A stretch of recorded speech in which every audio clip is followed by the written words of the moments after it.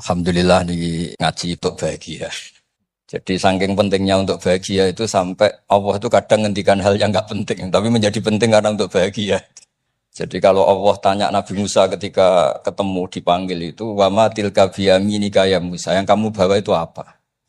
Padahal ketika dipanggil itu kagetnya bukan main. Misalnya pegawai UI dipanggil rektor itu kagetnya bukan main. Bawaannya rektor itu mesti nyalahkan. Mesti pikirannya orang itu mesti ketua badan wakaf ya sama. Oh, mesti mau negur atau apalah. Nah, bawaan orang dipanggil atasan tuh grogi, maka Allah ngendikan yang rileks. Kamu bawa apa? Yang kamu pegang tangan kanan kamu itu apa? Masa Allah tanya sekedar gitu kan karuan. Wong kita manusia aja tahu yang dibawa Musa itu apa tong? Kok Allah malah tanya? Banyak analis, banyak mufassir, banyak ahli hakikat yang berpendapat Allah itu menghilangkan groginya Nabi Musa. Sehingga tanya yang ringan. Jadi saya mohon ini pimpinan di sini juga kalau tanya anak buah yang ringan-ringan. Wes sarapan. Oh. Jadi kalau sosokan disiplin itu bukan sunnatullah, saya jamin itu. Apalagi tanya saya, kenapa Gus terlambat? Mulai saya pulang. Tuhan yang Tuhan saja sebaik itu kok. Rektor sama badan wakaf kok sekeras itu gitu. Jadi ini bukan gojlok supaya jadi orang yang dekat Allah gitu. Jadi ditanya, wa ma tilka biyaminika ya Musa. Kamu bawa apa ke sini? Yang di tangan kanan kamu itu apa? Nah, bisa jawabnya ya lucu ya sederhana. Ini tongkat Gusti. Tak pakai menggembala kambing, tak pakai ini itu. Bisa masih bilang dan lain-lain. Kayak laporan keuangan dulu kalau susah nerangkan itu dan lain. Terakhir ditutup waliya fiha ma'aribu ukhra dan masih ada lagi yang lain di depan Allah. Kamu lapor audit di badan wakaf, diterima enggak laporan lain-lain? Ini teman saya lama ini. Saya di UI itu sudah lama, cuma inginnya dikenal Allah, tapi sekarang malah dikenal rektor. Aduh, repot agak. Saya dulu dari anak Profesor Zaini itu mulai 2000, tahun 2000. Dekat sekali dengan saya. Sering ke rumah saya, ke kontrakan saya, karena diskusi tafsir. Dan saya ikhlas sekali, tidak ingin dikenal rektor, badan wakaf siapapun. Karena keluarga saya itu, bapak saya itu wali. Jadi kalau wali itu kepinginnya dikenal Allah. Tahu-tahu diturunkan derajatnya, disuruh kenal rektor, kenal badan wakaf. Jadi ini ada pemakhlukan. Ya, ada pemakhlukan. Turun dulu baru naik. Iya.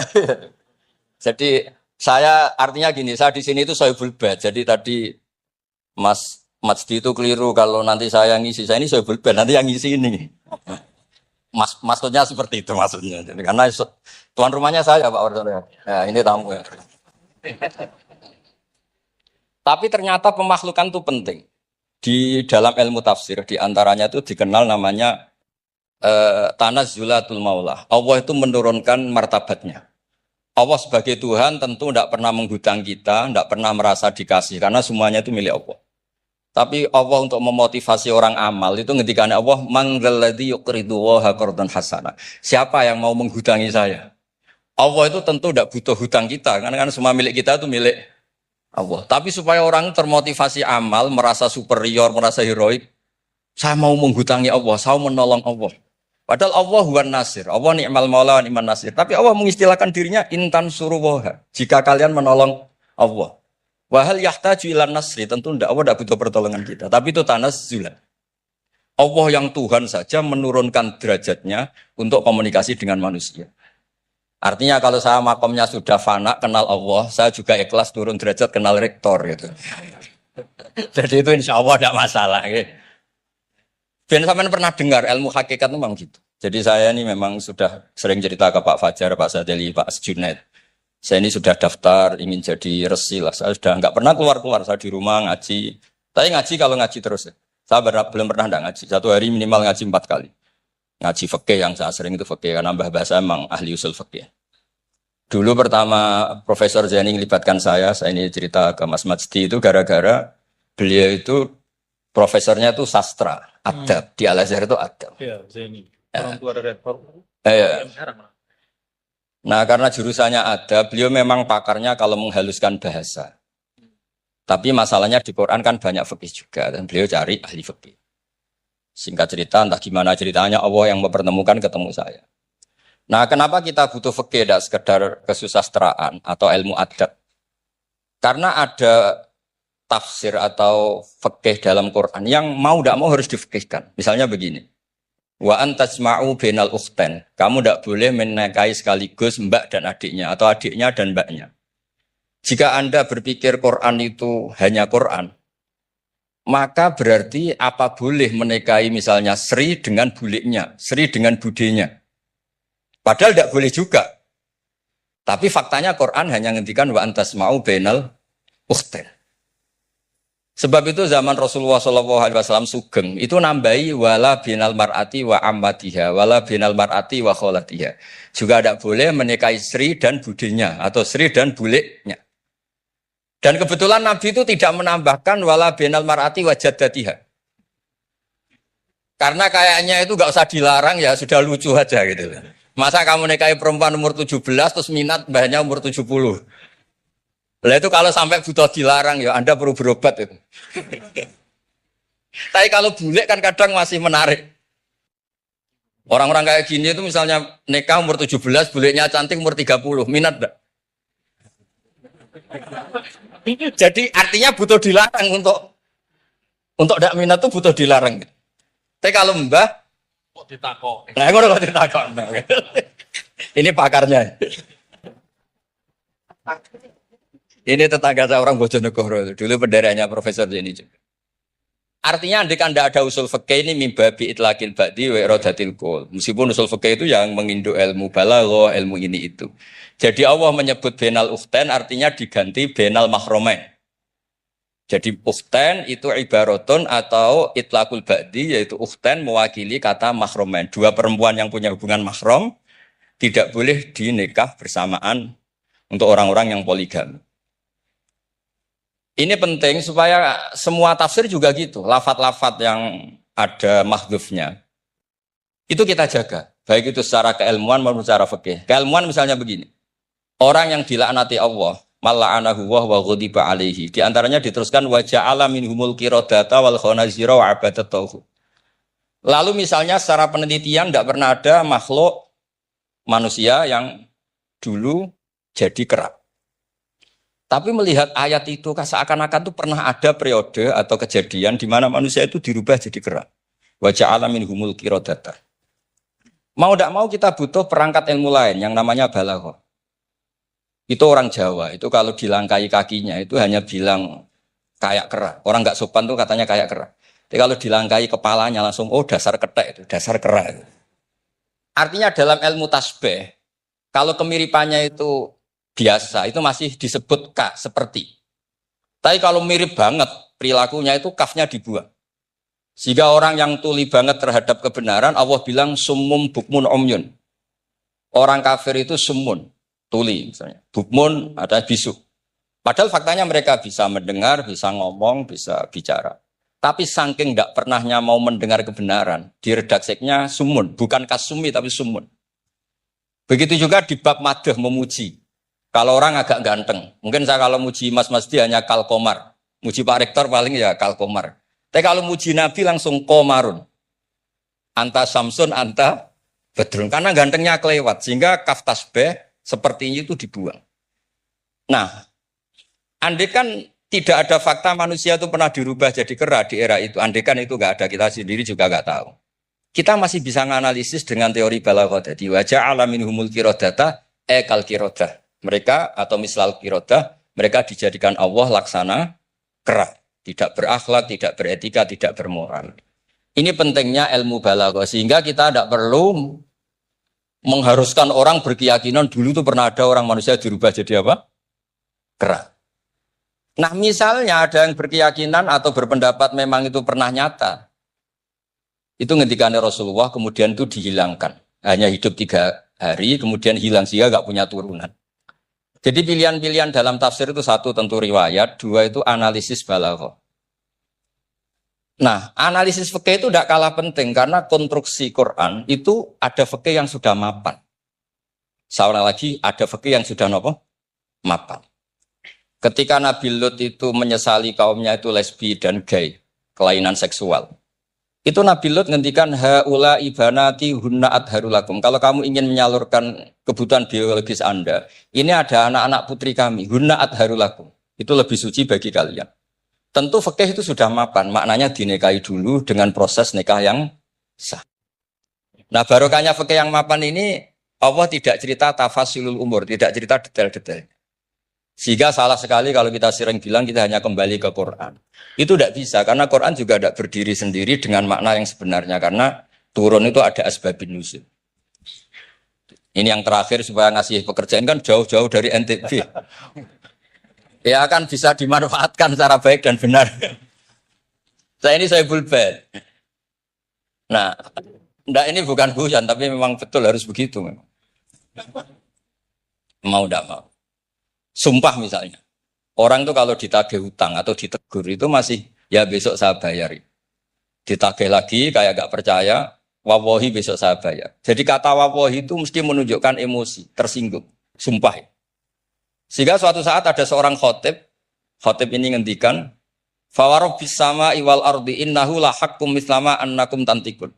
Demi Tuhannya langit dan bumi. Itu si Bedui, ada orang Arabi, orang desa. Langsung menyelasi Pak Khotib tadi. Pak Khotib, manggalladzi akhdhafal jalil hatta alja'ahu ilal yamin. Siapa yang bikin murka Allah sehingga Allah terpaksa sumpah. Semenjak itu jadi ilmu, kalau Allah memulai redaksi dengan sumpah, dengan qasam, pasti Allah tersinggung. Jika lafat-lafat yang dimulai wan naziati khorqa atau dimulai wasamsi wa duhaha, mesti terusannya itu Allah agak marah. Karena di mana-mana orang sumpah itu menjelaskan sama yang agak tidak percaya. Itu dzauqul arabi, itu ad-dzauqus salim. Nah, begitu seterusnya. Kemudian masalah wasfiyah ismiyah. Saya dulu sering debat sama Profesor Zaini. Kan misalnya kiai-kiai di Jawa, umumnya kalau maknani min alakin itu segumpal darah. Lalu orang-orang yang nekuni embriologi itu tidak pernah ada segumpal darah. Kalau segumpal darah malah jadi kluron. Macam-macam. Katanya Quran itu mesti benar, ini ada segumpal darah. Kata saya segumpal darah itu bahasa Indonesia, Quran itu bahasa Arab. Tidak akan ada itu di Quran, kata saya. Tapi ada yang bilang segumpal darah ya, tetap aja itu enggak Quran. Yang Qurannya min alakin, segumpal darah itu bahasa Indonesia. Quran tidak ada yang bahasa Indonesia, kata saya. Nah, tapi itu bisa dianalisis pakai balaghah atau pakai teori madatul kalimah. Min alakin itu dari kata aliko ya'liko alakon, sesuatu yang menempel. Jadi kalau di proses embriologi, misalnya ada apa yang menempel dalam ilmu itu, yaitu yang jadi rahim, jadi anak. Atau pakai ilmu balaghah. Min alakin tetap maknanya segumpal darah, tapi maknanya itu tangkis atau tahkir. Manusia itu sombong. Padahal materinya sama yang sekarang jadi sama dengan materi yang sekarang jadi segumpal darah. Yaitu kita yang seperti ini materinya ya sperma, segumpal darah yang seperti itu juga materinya sperma. Kok kamu sombong? Materi kamu sama dengan materi min alakin. Itu persis dengan adatul Arab kalau sedang mencibir orang yang sombong. Itu kalau orang Arab bilang antal ladzi kharasta min makhrajil bauli marratan, kata orang Arab. Kamu adalah manusia yang keluar dari jalannya kencing 2 kali. Keluar dari penis lelaki ya lewat jalur kencing, keluar dari ibunya juga lewat jalur kencing. Supaya orang enggak sombong itu orang Arab bilang antal ladzi kharasta min makhrajil bauli marratan. Nah, min alakin itu dalam konteks itu karena begitu angkuhnya Abu Jahal, begitu angkuhnya kafir-kafir Quraisy, sampai diingatkan Allah ulang, kamu ini materinya min alakin, sejenis itu mbok yo jangan yatuho. Buktinya terusannya ayat kalla innal insana layatgha, manusia itu sungguh. Ya niki pun deal ya, jenengan harus sepakat, saya ini Sohibul Bait sama Pak Warsono sama Pak Rektor, ini tamu yang diundang untuk ceramah tafsir. Kalau ndak berarti asawaha wa rasulah.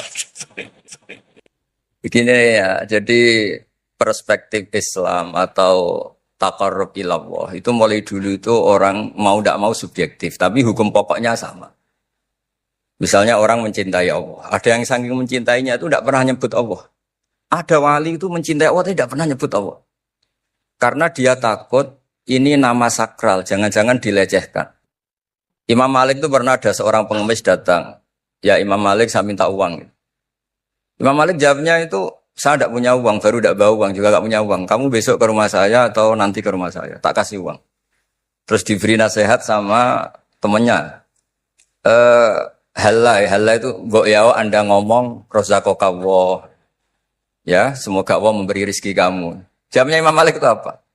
Saya masih hafal teksnya. Fa'ana ujillu ismallahi ta'ala an askuro indaman yakrohu sama'ahu. Ada yang baca sima'ahu walau dimna jumlatin. Saya tidak mau nyebut nama Allah pada orang yang nggak suka nama itu, meskipun tuh hanya secara apa itu eksplisit. Artinya kalau dongakno serang di duit jaluk duit kok kayak itu kira-kira itu. Wong saya mintanya uang kok dikasih apa? Doa. Jadi kadang-kadang orang cara mencintai Allah itu, lah ya bagi pengemis tadi rozaqaka Allah itu maknanya kan nggak mau memberi kan? Doa tadi kan disimpulkan nggak mau memberi. Sama seperti kita di Jawa ada keponakan misalnya mau mondok pamit padenya, kata padenya, ya wis le tak sangoni selamat, ya sudah tak sangoni selamat. Selamat ndonga tok gak modal agak tunggale. Nah, berdoa saja tanpa modal. Nah, Sayyidina Umar radhiyallahu anhu itu diantaranya orang yang meriwayatkan hadis Inna wa ta'ala kallafani an asrifa an du'a. Allah memaksa saya, menugaskan saya supaya tidak semuanya itu dikonsultasikan kepada Allah Subhanahu wa ta'ala. Sehingga banyak kiai kalau ada orang potongan rai mustajab, wajahnya itu tidak meyakinkan mustajab doanya. Iya saya ini miskin, utang saya banyak. Nggak akan dijazahi disuruh doa atau duha atau baca waqiah. Karena sekali itu dipraktekkan dan kita tahu potongan gak mandi, itu nanti nyalahkan institusi doa. Jute saya duha juga tetap miskin, saya doa juga tetap miskin. Daripada Allah disalahin mendingan pon sing kerja tenanan. Sayyidina Umar ketika ada orang minta uang dan minta doa, kamu harus kerja yang serius. Fa innas sama ala tumtiru daban, langit tidak akan menghujankan apa? Emas. Jadi di mana-mana mencintai itu ekspresinya macam-macam. Ada ulama yang saking senengnya umatnya Nabi seneng silaturahim. Ada ulama yang saking senengnya umat Nabi gak suka silaturahim dengan arti berkunjung karena itu dianggap mengganggu. Teman kita punya anak, punya istri, kadang pas harmonis kita datang terganggu. Saya pernah dolan di orang, pas tukaran sama istrinya. Itu berhenti dulu ada Gus Pak, nanti teruskan. Ternyata orang tengkar itu diganggu juga gak suka. Jadi tiket, cek, ono Gus Pak, kok terus no. Jadi ternyata orang bertengkar juga gak mau diganggu. Setelah itu tak tanya, tadi diteruskan tengkar aja, materinya lupa. Materi untuk nyerang istrinya lupa. Nah, begitu juga zaman Rasulullah SAW. Banyak sahabat yang saking senengnya Nabi sering sowan istifadah. Ada yang saking senengnya Nabi nggak sowan, takut ganggu. Nabi punya keluarga, punya anak, punya istri. Ada yang saking senengnya Nabi, kalau ketemu Nabi itu melihat wajahnya sampai dia tahu detail wajah Nabi kayak apa, rambutnya kayak apa. Ada juga yang sama sekali ditanya, sifli wajah Rasulullah, tolong ceritakan ke saya wajah Nabi itu kayak apa. Saya tidak pernah melihat wajahnya Nabi. Loh, Anda ini sahabat masa tidak melihat wajahnya Nabi? Ijlalan rasa kalau ketemu beliau itu hormat sekali sampai gak berani menatap mukanya. Sama-sama seneng, tapi ekspresinya beda. Saya kalau ngaji usul fikih di pondok saya sering cerita, fal yukrim dhaifahu fal yukrim jarahu itu Islam hanya memerintahkan ikram, memuliakan. Tapi prakteknya beda-beda. Di kampung kamu ketemu tetangga, tidak tanya itu sombong. Tapi kalau di kota ketemu tetangga tanya namanya kepo. Dianggap ganggu privasi. Sama-sama maknanya ikram. Ibnu Abbas itu kalau sholat cepatnya bukan main. Katanya seneng Allah, munajat. Lah kok seneng cepat? Berarti gak begitu seneng. Tapi Ibnu Abbas kebalik cara tanya. Kenapa kamu kalau sholat cepat? Setan nata-nata mau goda saya, ternyata saya selesai. Jadi kecelik dia. Itu juga ilmu. Ya artinya cara itu tidak usah distandarkan gitu ya. Monggo lah, sepenting ada sanadnya. Ada apa? Ada sanadnya. Ya saya seperti datang ke sini itu mungkin bagi Anda bagus. Wah Gus Pak kersorawo alhamdulillah. Jari santriku, waduh gak ngaji meneh diganggu wong UII. Jadi Anda statusnya bagi saya pengganggu. Nah, itu juga yang terjadi di tafsir. Wasab'atin idza raja'tum. Ada pelanggaran tertentu di puasa, itu kafarohnya itu fasyamu salasati ayyamin fil haji wasab'atin idza raja'tum. 7 ketika kamu pulang. Itu kata Abu Hanifah, 7 hari ini boleh dilakukan di kawasan Mekah. Asal selesai haji sudah. Tapi bagi Imam Syafi'i, pulang itu harus sudah sampai rumah. Sekarang saya beri pertanyaan. Ketika Pak Fajar ini acara selesai, terus dia pamit saya pulang. Gus, saya tak pulang. Bagi saya dia sudah pulang, meskipun masih di jalan.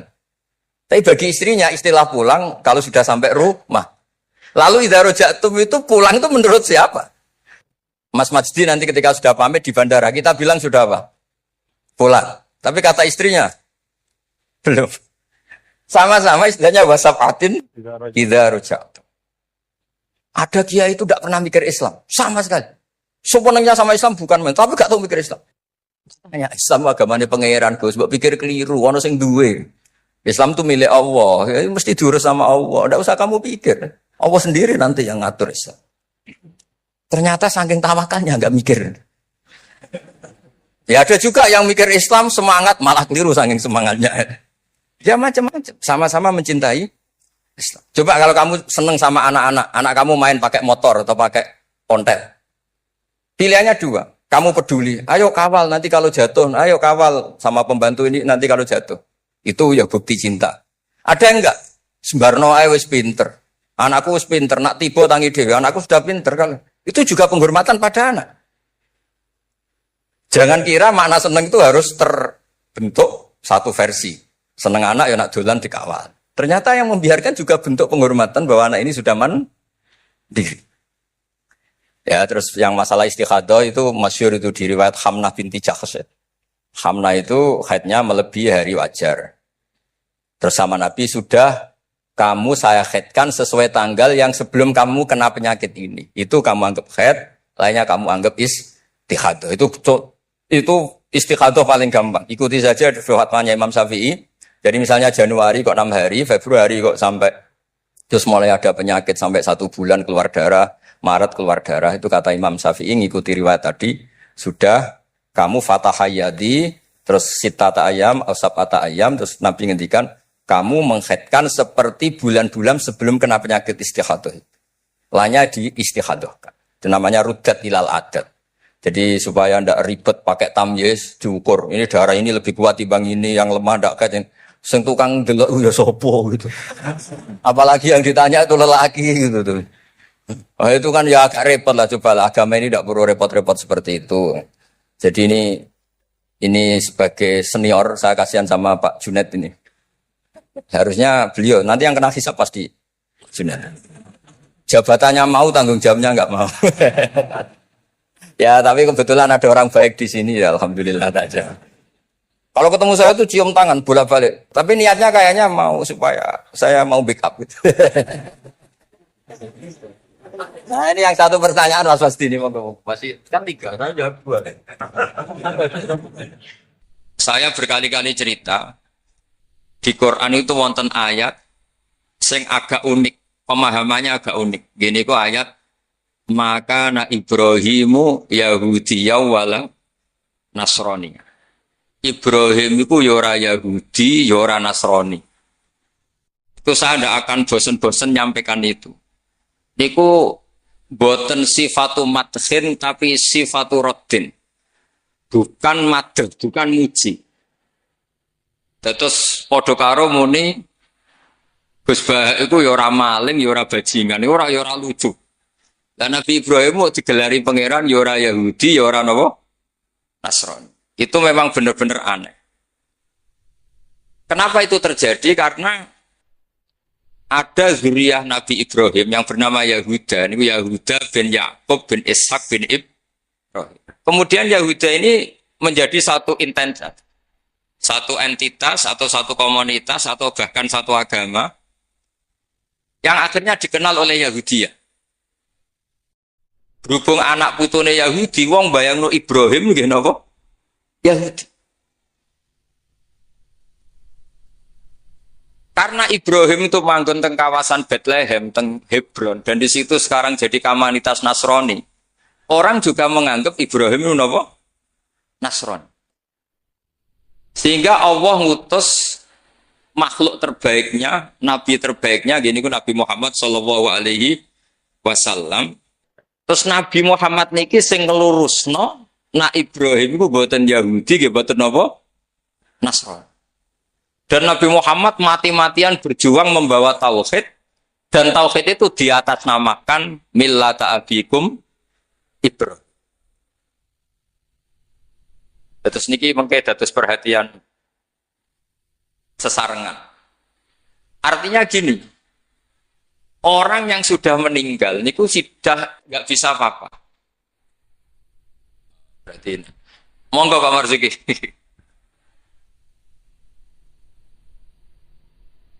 Monggo Pak Marzuki samar monggo. Pun kula terusaken nggih. Wonten ayat teng Quran niku nyifati Nabi Ibrahim namung kalian dawuh maka na Ibrahim Yahudiyya wala Nasrani. Terus Ibrahim itu gadah dzurriyyah. Namanya Yahuda. Niku Yahuda bin Yakub bin Ishak bin Ibrahim. Akhirnya ketika Yahudiyah ini jadi satu entitas. Entitas itu sakit agama, sakit marga, sakit nama kerajaan. Itu orang mengira Ibrahim itu Yahudi karena entitas setelah Yahuda itu mengidentitaskan Ibrahim atau menstatuskan sebagai nama Yahudi. Nasrani juga sama karena kebetulan agama Nasrani lahir di Yerusalem, di kawasan Hebron, di Bethlehem. Kemudian orang menstatuskan Ibrahim itu ya Nasrani. Karena mayit ini orang yang sudah tidak berkutik.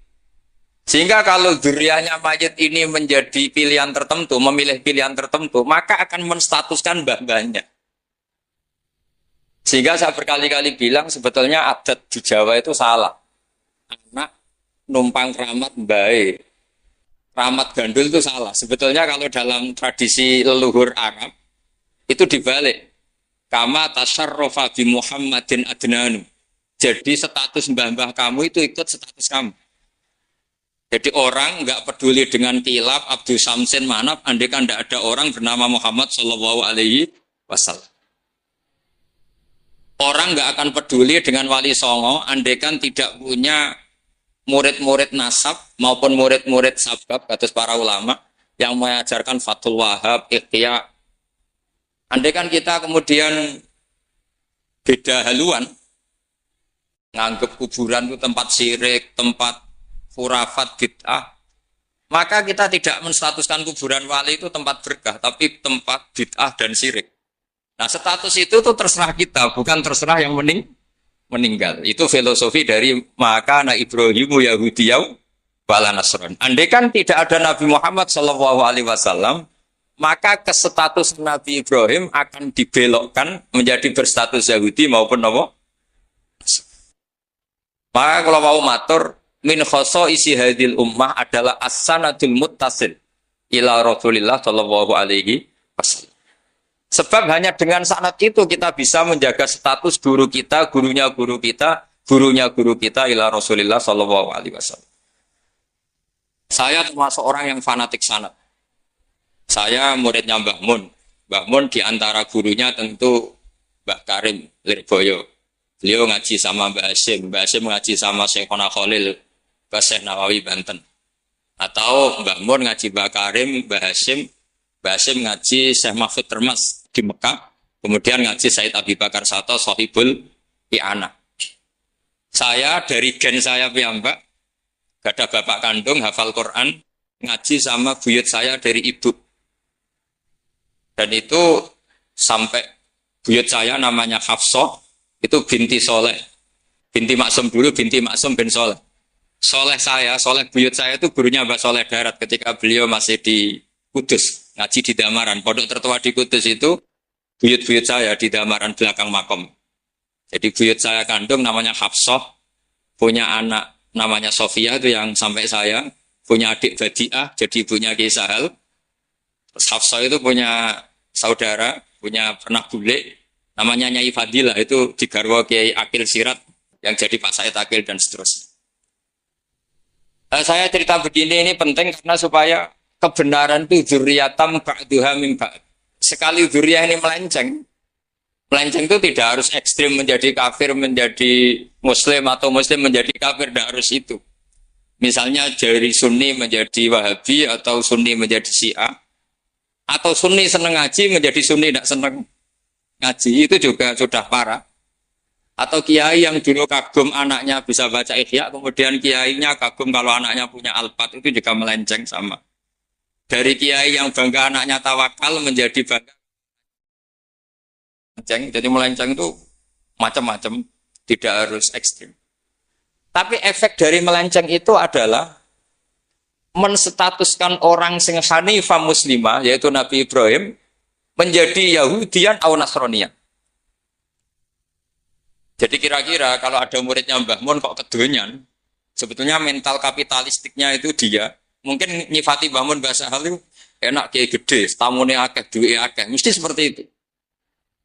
Tapi kalau saya atau yang sejenis saya, enak duwe kiai Mbah Mun, saya pernah khatam wahab dengan Mbah Mun, khatam mahali sama Mbah Mun, jampul jamek sama Mbah Mun, nak moco enak, nak nerangno enak. Sampai kata ada kiai Madura itu nama kita Prapati Iso. Tak tanya, teman saya, yang kiai ini teman saya, bukan semua kiai Madura yang teman saya. Kenapa kamu tidak bisa baca kitab? Yang kitab enak dibaca milik Mbah Mun, yang milik saya tidak enak. Gitu. Sehingga dia punya cita-cita mau beli kitabnya Mbah Mun. Jadi dia tidak menyalahkan otaknya, tapi menyalahkan kitabnya. Setelah saya alim, saya sering baca kitab, katanya dia, kitab jenengan tak beli 10 juta, Gus. Asal saya bisa baca kayak jenengan. Gitu. Khawatir saya masalah sanad itu, saya ulang lagi masalah sanad. Saya punya kitab banyak karangannya Mbah Hasyim Asy'ari, karena saya punya tulisan banyak tentang Mbah Hasyim. Mungkin bahkan yang belum didokumen oleh keluarganya, karena Mbah Hasyim dulu teman akrab buyut saya, namanya Raden Fauzan. Fauzan itu bin Maksum. Itu ketika kitab-kitab dulu itu silih-silihan, karena dulu beli kitab itu mahal. Dulu buyut saya itu buyut saya dari ibu itu dibelikan kitab buyut saya dari bapak. Itu belikan ithaf, itu sampai jual sapi. Saking mahalnya kitab. Sehingga saya masih ingat Mbah Sahal itu kalau belajar di geladak saya, itu tafsir Bedawi itu ada tulisannya Mbah Mufid, ada tulisannya Ki Zubaidi, terakhir dipakai Ki Sahal Mahfud. Jadi satu kitab dipakai sekian apa? Generasi, saking susahnya apa? Kitab. Terus dulu orang belajar itu ya serius. Korok tu alasdah. Jadi dulu itu murid baca di depan kiai, kemudian dibenarkan atau disalahkan. Sekarang enggak. Kiainya baca, muridnya ngantuk, omongan sendiri, terus dengan bangganya merasa saya ini muridnya Mbah Mun, muridnya Gus Baha. Itu innalillahi wa inna ilaihi raji'un. Ini enggak benar seperti itu. Karena dia sebetulnya tidak mustaqil. Kecelakaannya lagi, metode pelatihan bahasa Inggris, bahasa asing itu pakai metodenya ulama dulu. Orang kalau kursus Inggris itu dilatih disuruh ngomong. Sampai aksennya Inggris, konversasinya gaya Inggris. Sehingga mereka pinter. Itu metode kita. Dulu nggak ada guru bacakan murid, itu udah ada murid bacakan guru. Makanya kenangannya Imam Syafi'i, qara'tu ala Malik al-Muwatta. Saya membaca Muwatta di depan Imam Malik. Sehingga murid pinter apa goblok ini gurunya tahu. Nanti kalau bacanya benar terus disahkan jadi kiai. Sekarang enggak. Ngaji terus, be rokokan, be omong-omongan tetap jadi kiai. Padahal kiainya saja enggak tahu dia pinter, enggak aja enggak tahu. Nah ini termasuk sanad yang munqati'. Makanya saya ini nyesal senyesal-nyesalnya. Di tradisi pesantren sekarang ngaji sorogan itu jarang. Saya alhamdulillah sampai sekarang masih ada beberapa santri yang ngaji sorogan mahali sama saya. Termasuk beberapa Gus Sarang masih sorogan sama saya. Karena Mbah Mun tuh gak mau ngasih sanad kecuali sorogan. Jadi dulu saya ngaji sama Mbah Mun, cucu kandungnya Mbah Mun mau sanad mahali gak langsung Mbah Mun, harus lewat saya. Karena Mbah Mun sudah tidak sorogan mahali karena sudah sepuh.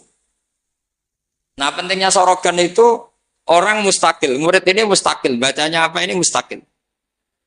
Jangan sampai ngalami misalnya ada murid tanya, Gus, walam tarjiman itu maknanya apa? Saya yang kecelok orang alim saja gak tahu maknanya lam tarjiman.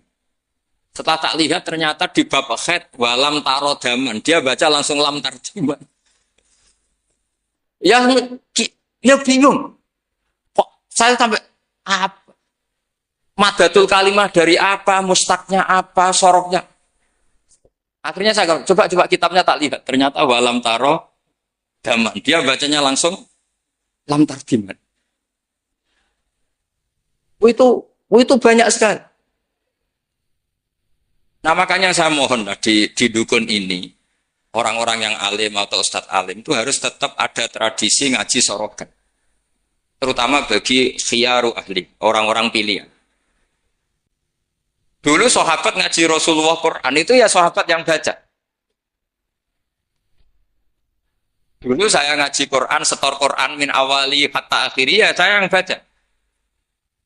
Beberapa kali saya baca kitab di depan Mbah Mun, di depan Gus-Gus, di depan kiai-kiai saya. Dia kiai dulu itu tahu ini sudah alim, ini belum, ini setengah alim, ini setengah waras, ini tidak waras, itu tahu. Karena kelihatan sekali, tingkat naifnya itu kelihatan sekali. Misalnya ada anak baca misalnya begini. An Abdillahi bin Amrin.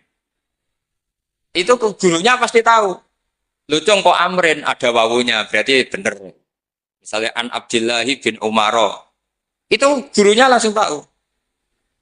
Nah sekarang itu enggak. Murid itu hanya mendengarkan, sehingga kadang-kadang ada orang itu baca Ibnu Ubay bin Ka'ab. Itu dibaca Ibnu Abi. Anaknya bapak ini senrak kowe, Cung. Jadi ini kecelakaan seperti ini nggak boleh terjadi. Ada lagi murid yang tanya gini, ini setengah pinter tapi ya setengah goblok.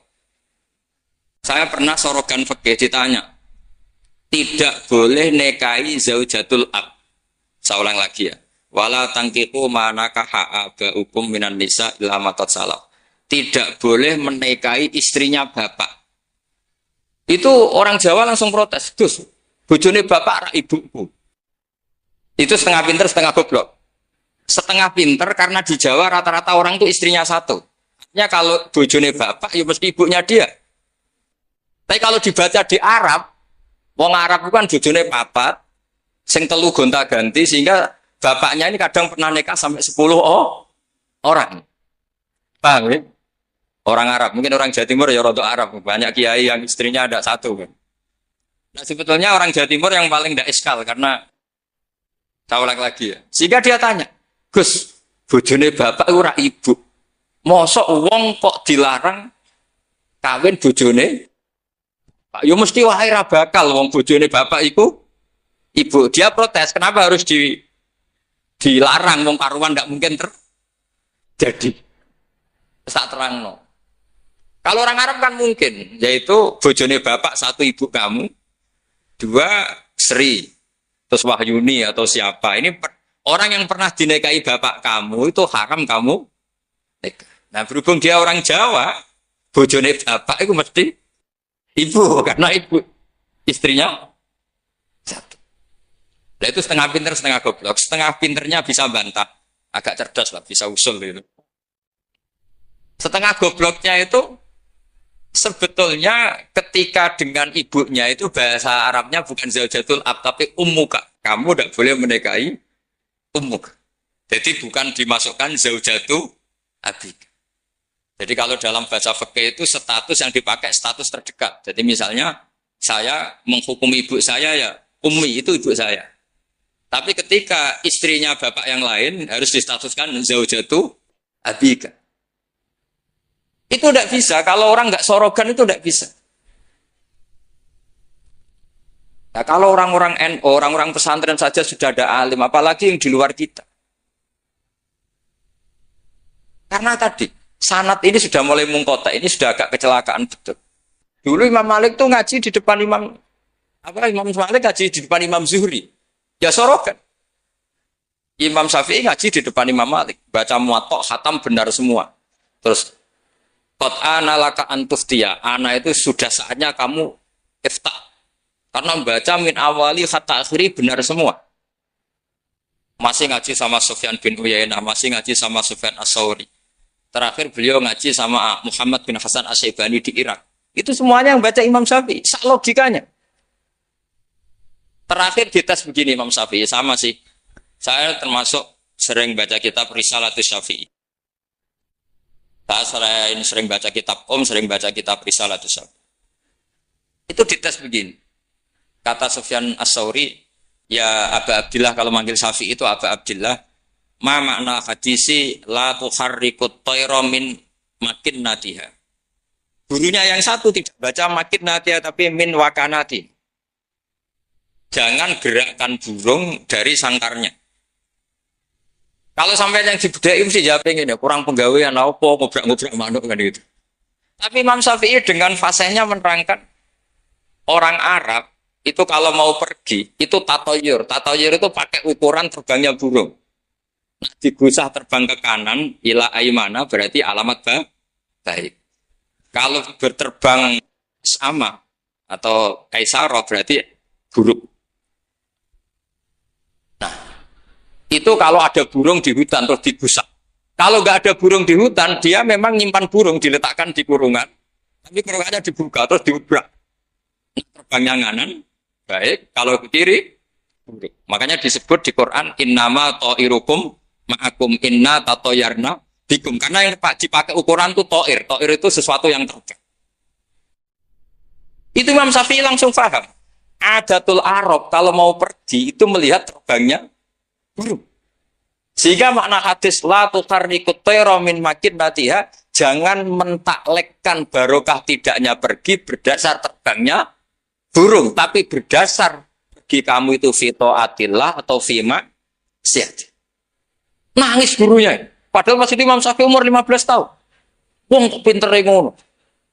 Makanya terus sampai dipuji-puji. Saya punya keyakinan kalau nanti fata min Quraisyin yamla'u tibaqal ardi ilman tuh kamu.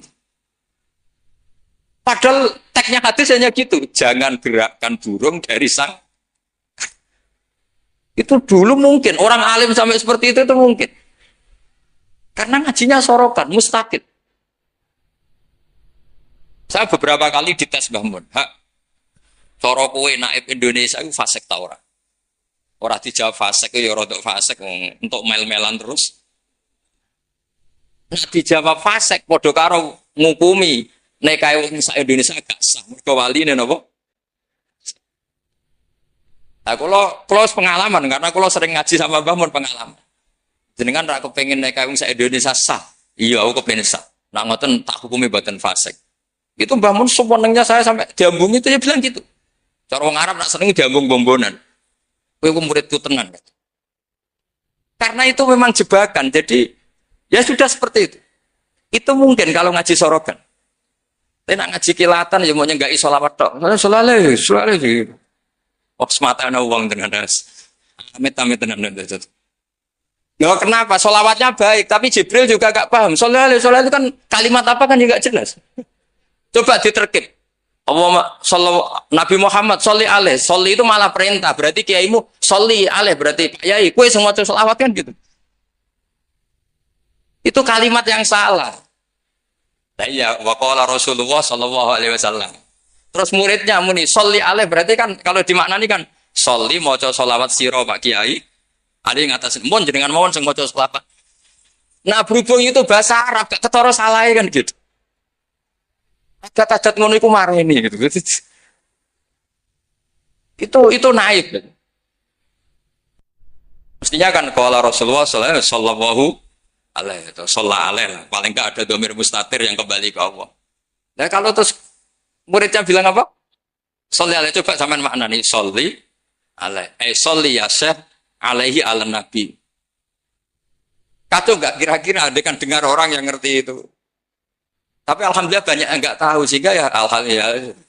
Makanya saya berkali-kali muji orang bodoh itu barokah. Mereka ora salah wong.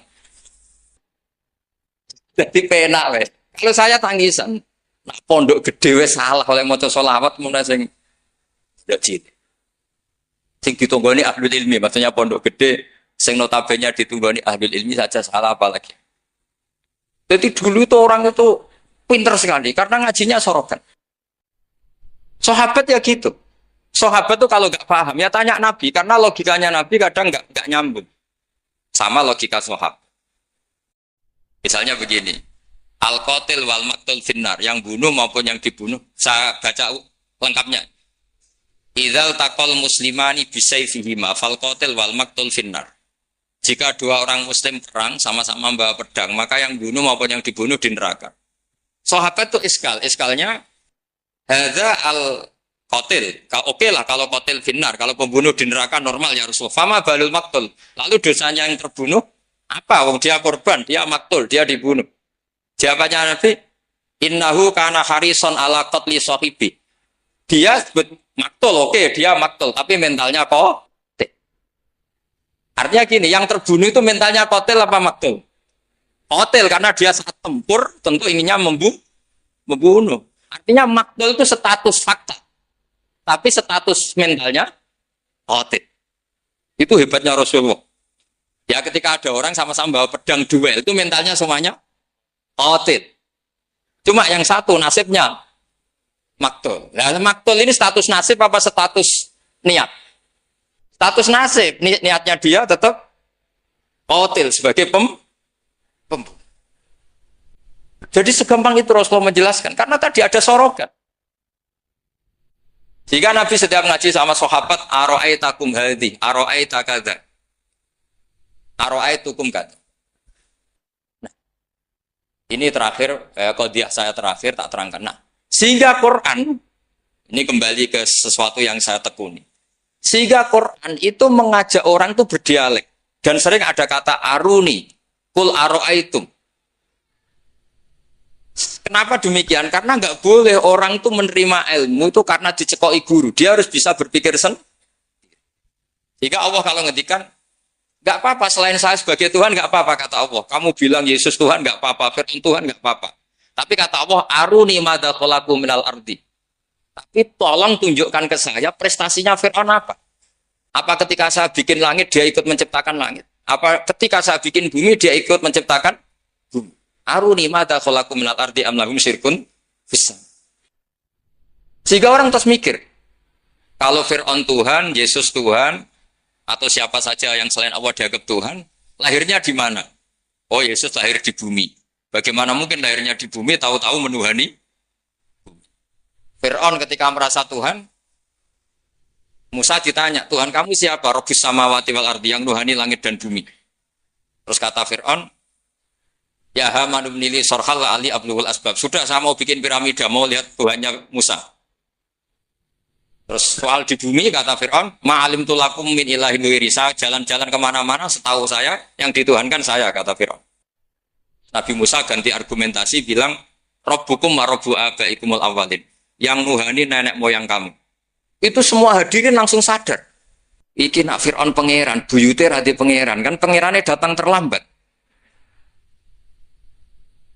Fir'aun punya bin. Wong Fir'aun itu nama gelar kayak Hamengkubuwono. Fir'aun 1, Fir'aun 2, Fir'aun 3, Fir'aun kan gitu. Makanya zaman Nabi Yusuf itu rajanya juga namanya sudah Fir'aun. Zaman Nabi Musa juga Fir'aun. Karena itu gelar.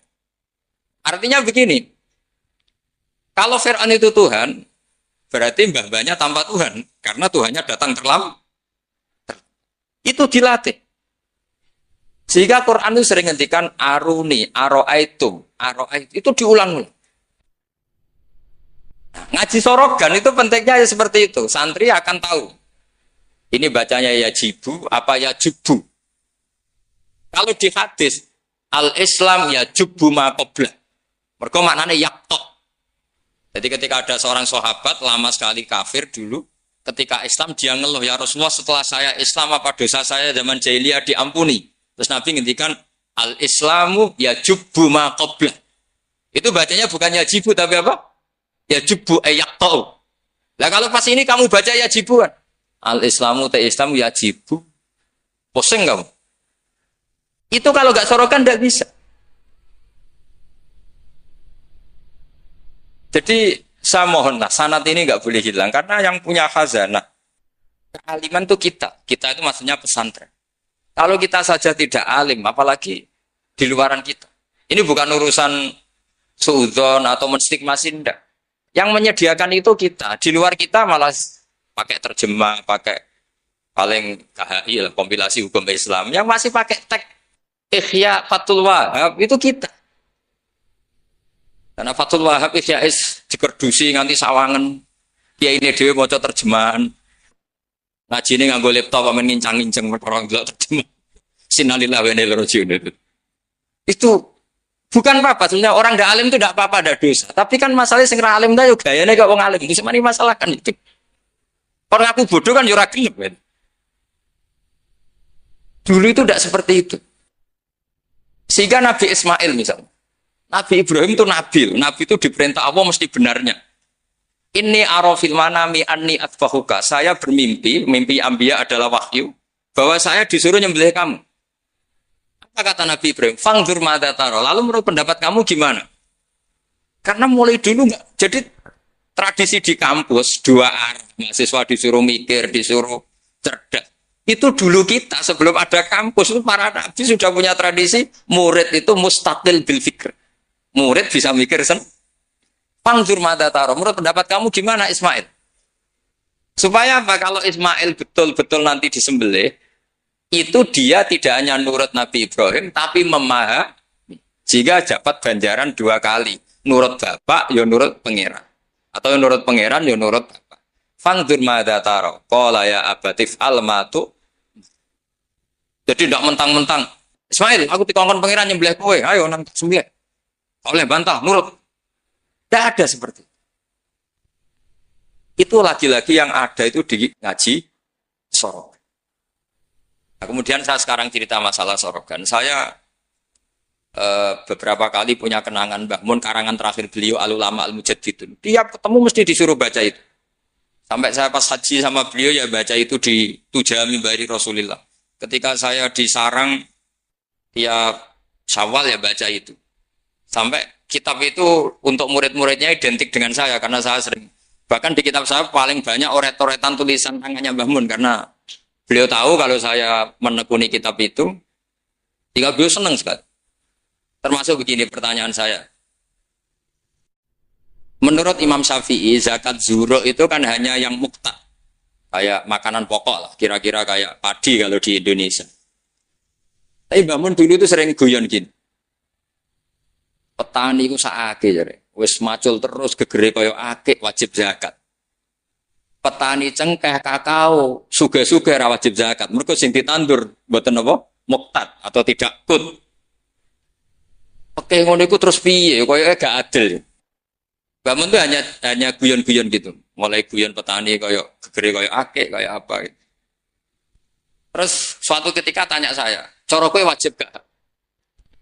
Ya nak jenengan muni wajib, kula muni wajib, tak mboten nggih mboten wong kula murid to. Terus jare pamun, ora iso kowe kudu melok nak muni wajib ya kowe dhewe aja ngelok-ngelok aku. Dulu saya iskal saya itu niki kok gak tanggung jawab atas saya itu. Dan di kitab itu ditutup dengan kalimat man wal qudwa li hadil ummah ay yuftiya bima wal aslah di hadil ummah. Jadi orang yang menjadi panutan umat harus berfatwa sesuai al-aslah li hadil ummah. Saya masih tanya lagi. Loh al-qudwah li hadil ummah itu jenengan? Iya ya aku, tapi kayak kudu mikir dhewe. Terus tak tanya lagi. Mahwal aslah li hadil ummah itu wajib napa mboten? Kakao cengkeh ini sido wajib zakat apa mboten? Yo karek kue.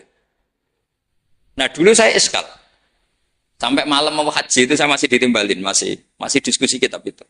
Ini kitab ini tak bawa kitab Al-Ulama Al-Mujaddidun. Ternyata kesimpulannya apa? Fatwa itu nggak boleh hanya gurunya faham, muridnya tidak. Akhirnya saya tanya gini, ya Syekhona, ketika seseorang itu syafi'i dan dia seorang mufassir, hal yataqayyadu bimadhabi imami amla. Misalnya gini, kan dalilnya Yusuf Qardawi yang kutip Ibnu Katsir kan, semua tanaman wajib zakat, termasuk kakao, cengkeh, apa saja, termasuk khodrowat, fawakih, atmar, simar, semuanya wajib zakat. Dalilnya adalah wa mimma akhrajna lakum minal ardh. Ma itu umum, apa saja. Ya pertanyaan saya ke Mbah Mun, apakah seorang mufassir itu terikat madhab imamnya sehingga ma yang umum menjadi hanya yang muqtad? Apa tetap bebas karena ma itu umum? Terus ya beliau mau gejol-gejolkan ya, tapi yang beliau sempat komentar al-fawakih wal khodrowat sekarang aksaru iktisodian secara ekonomi lebih prospek. Harusnya wajib. Nah, saya kenapa cerita panjang lebar ini supaya jangan sampai pondok-pondok yang belajar Fathul Wahhab, belajar Ihya, belajar Fathul Mu'in, kemudian kita dianggap orang yang antisosial. Petani melon kaya, petani tebu kaya, sudah kaya tidak wajib zakat karena yang ditanam tidak kut. Petani pari wis melarat, utangan hanya karena yang ditanam apa? Kut atau muqtad wajib zakat. Lalu kata dunia kan terus piye to kiai? Nah ini saya mohon sekali itu murid-murid bisa memahami kalau kita itu mendiktekan pikiran kita. Nah dulu Imam Syafi'i cara belajar seperti itu. Imam Syafi'i itu dulu senengnya sama orang miskin tak ngamek karena sifatnya Nabi wa yuhibbul fuqara wal masakin terus wa yajlisu ma'ahum wa yarudu martuhum itu. Wa yuhibbul fuqara wa yajlisu ma'ahum wa yarudu martuhum terus. Dia ketika di Mekah miskin, di Madinah mulai gundah. Imam Malik itu gaya orangnya. Jadi kalau duduk di kursi tinggi, babutnya itu empuk. Beliau mulai iskal, ini kiai kok kaya raya. Tapi itu dipendam sama Imam Malik. Terus ketika Imam Malik mengesahkan Imam Syafi'i jadi mufti, Imam Syafi'i tanyanya begini. Setelah jenengan orang yang alimnya kayak jenengan itu siapa? Dari Imam Malik. Sajane Abu Hanifah, tapi wongnya mati. Orangnya sudah meninggal.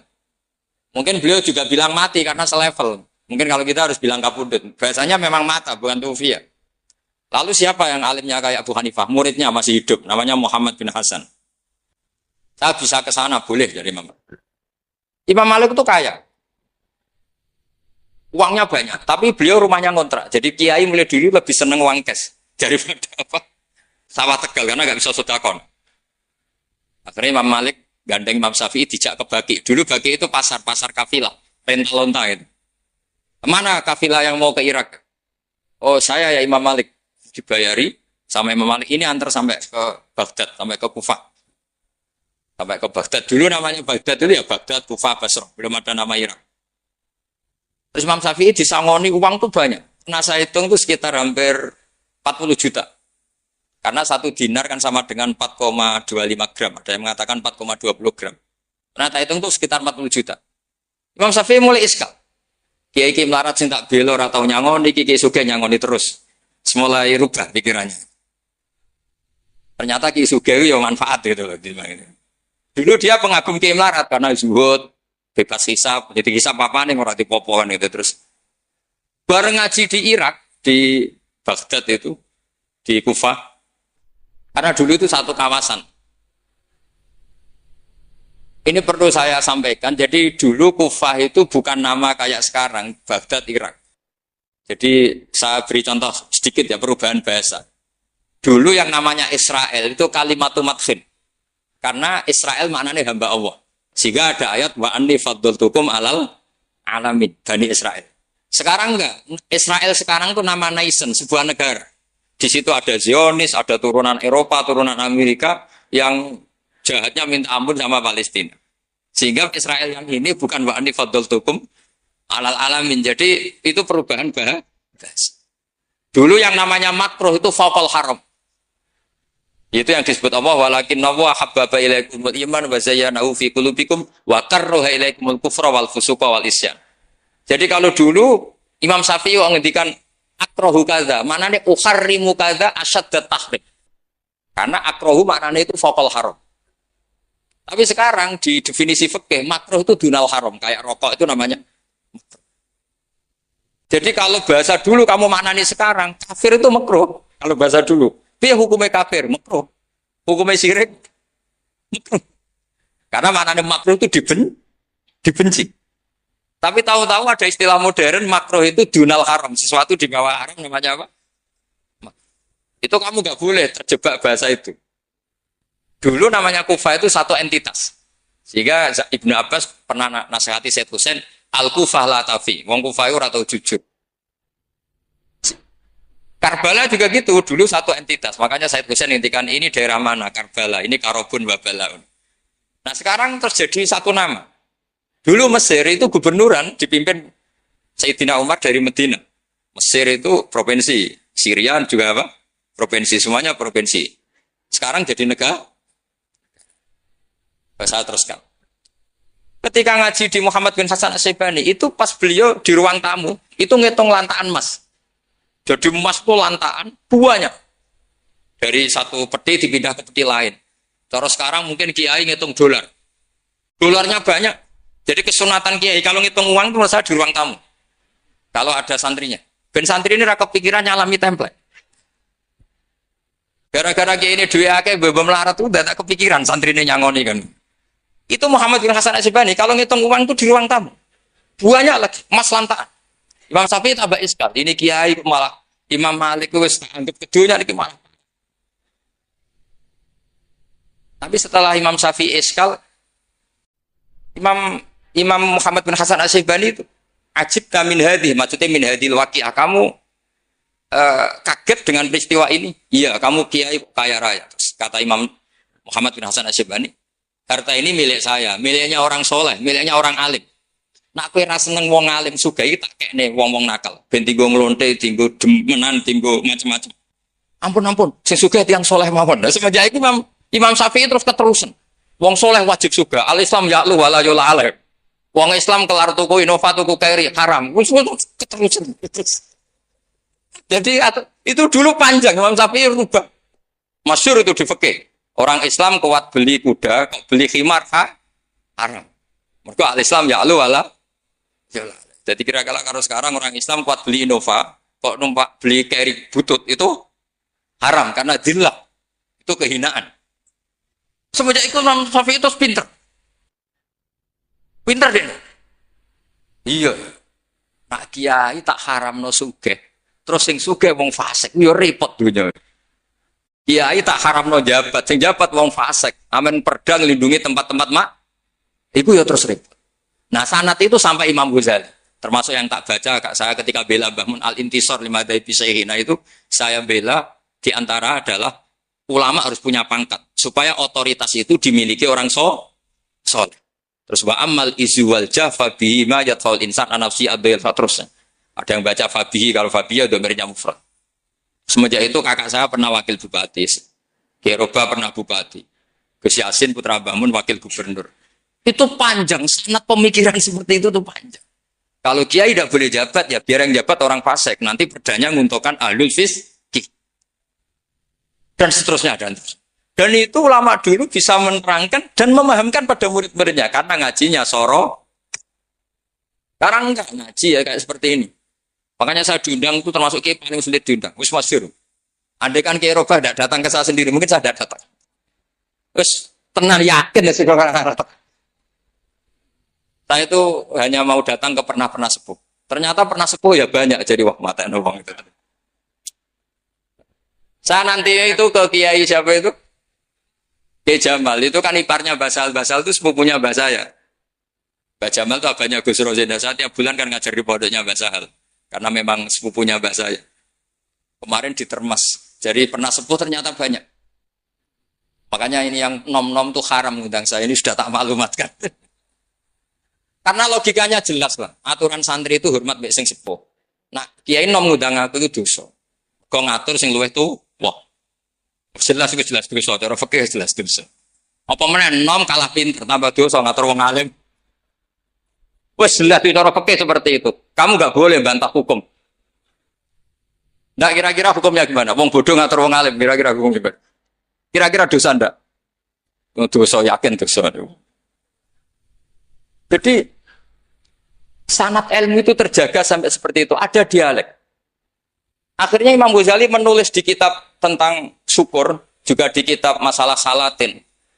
Jangan kira Nabi setelah jabat, yaitu menguasai Mekah dan Medina, itu pahalanya kalah ketika Nabi yu'dha wa yudrok.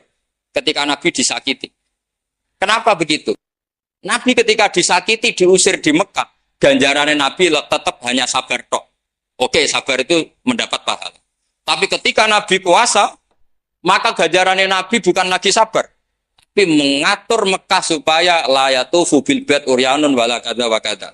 Itu harus steril dari berhala. Apa enggak boleh ada orang telanjang tua. Artinya apa? Dengan Nabi berkuasa bisa menertibkan aturan yang menguntungkan syariat. Artinya apa? Ya sudah seperti itu.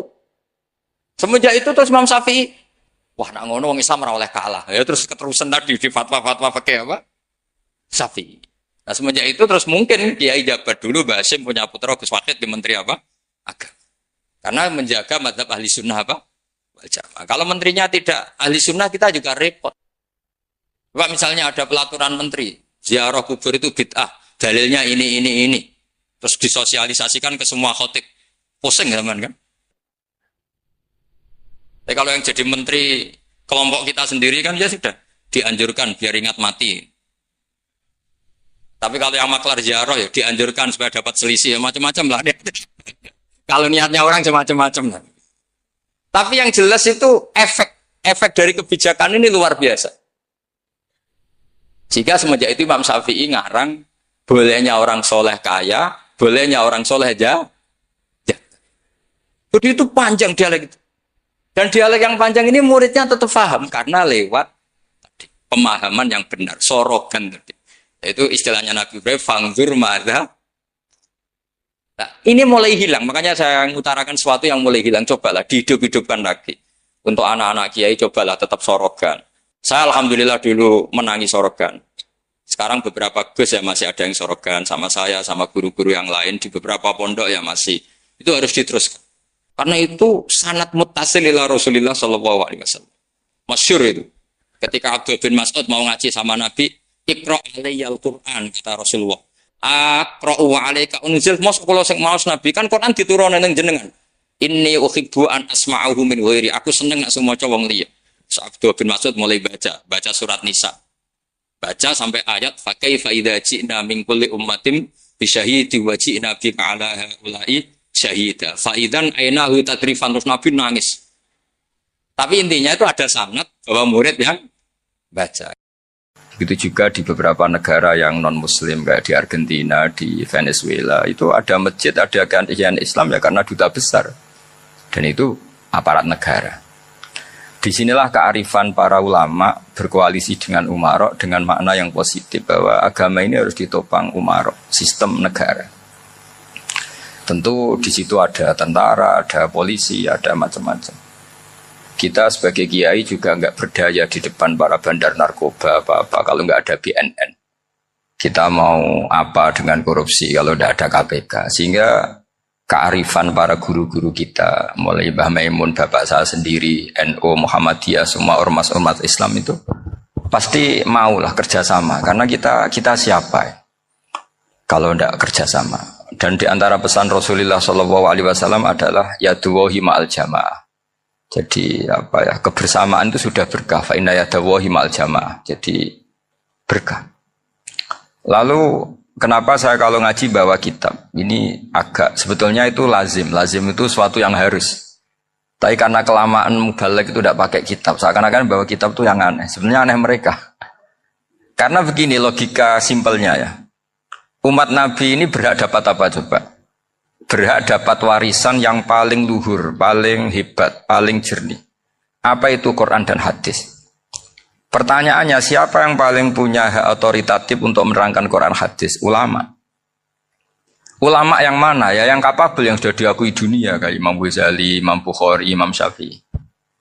Artinya kalau kita tidak pakai materi itu ulama mendapat pikiran kita, bukan mendapat pikiran mereka. Saya ulang lagi, kalau kita tidak pakai materi yang otentik, yang orisinil, umat ini mendapat pikiran kita, bukan pikiran mereka. Maka saya berusaha supaya teman-teman atau semua umat